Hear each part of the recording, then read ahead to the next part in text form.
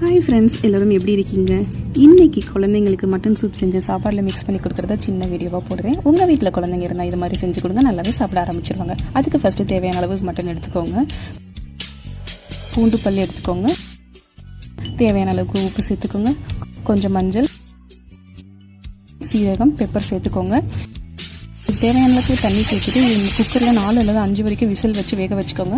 இறக்கிட்டு கொஞ்சமாக மல்லித்தழை வாசனைக்காக தூவி விட்டுக்கோங்க. இந்த மாதிரி சூப் 8 மாதத்துக்கு மேலே இருக்கிற நான்வெஜ் சாப்பிட மாட்டேன் அடம் பிடிக்கிற குழந்தைங்களுக்கு செஞ்சு கொடுத்தீங்கன்னா என் பையன் மாதிரியே நல்லாவே நான்வெஜ் சாப்பிட ஆரம்பிச்சிருவாங்க. தேங்க்யூ.